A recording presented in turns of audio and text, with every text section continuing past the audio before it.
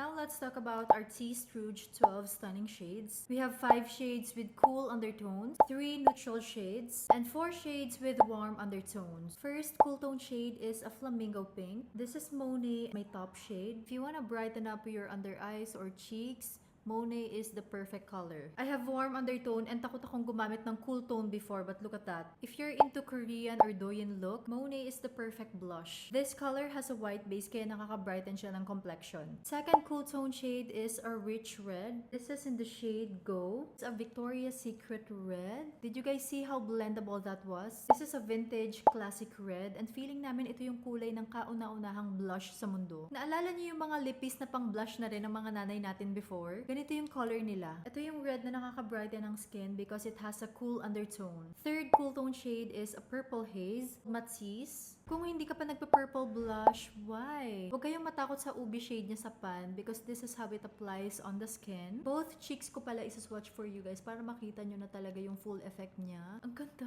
Ngayon lang din talaga ako na in love sa purple blushes. And kahit yung ibang nag-try nito. Fourth shade is a Barbie pink, Frida. I highly suggest this for daytime ganaps. It gives you that sweet and playful aura na parang kagigising mo lang. Medyo na-overdo ko na yan. Nakaka-addict siyang gamitin. Look how fresh. Oh my gosh, Frida. Last cool tone shade is a Royal Plum, Picasso. If you want to start exploring on purple colors, I highly suggest mag-start muna kayo kay Picasso dahil mas muted siya compare kay Matisse. I can already imagine this color kapag naka-nude lips ka lang. Ang ganda niya. Now, the neutral undertones. This is my top 2 shade, a salmon pink. This is in the shade Donna. This color will give you that brightened, youthful skin. Just like Monet kanina, this also has a white base. Kaya nakaka-brighten din talaga siya ng skin. And ito yung palagi kong ginagamit on my travels. Kaya palagi yung tinatanong ano yung suot kong blush. So ito yung 1 layer lang, ito yung 2 layers. Kaya naman this formula is really buildable. Nagko-complement din to all skin tones because it is a muted peach. Mukhang flesh talaga yung color niya. I call this the human flesh. It's my favorite color, Donna. Another neutral shade is a true red, Da Vinci. Ito naman pang drunk blush talaga siya. Kaya kapag naka-bare face ako, ito yung ginagamit kong blush. This color kasi can mimic the natural flush of our skin. Lalo na kapag ganyang patchy yung application mo, yung hindi siya super blended. I love that for Vinci kasi parang katatapos ko lang mag-workout, magpapawis. Para ka lang nagbilad sa araw and I love the patchy application for this color. Pag bare face ka, I swear, this color talaga, Vinci. Last is our top selling shade. This is a rosy nude, Egon. Kung hindi nyo alam kung anong pipiliin yung shade, this is the safest color for everyone. Ito yung take namin on mauve shade but we made it lighter para maging wearable talaga siya on all skin tones. Pag super mauve kasi, it tends to be ashy, lalo na for morena skin. This specific color will be wearable for everyone, kaya nga siya top selling talaga. We are finally down to our last 4 warm shades. First warm shade is a coral pink. This is in the shade Calo and ito yung first ever favorite shade ko talaga. This shade works well on olive undertones. Ito naman yung deeper and more vibrant version ni Donna. Si Donna naman yung lighter version ni Calo. Bagay talaga yung coral and peach tones for olive and morena skin. This is how it looks if you build it up to second layer.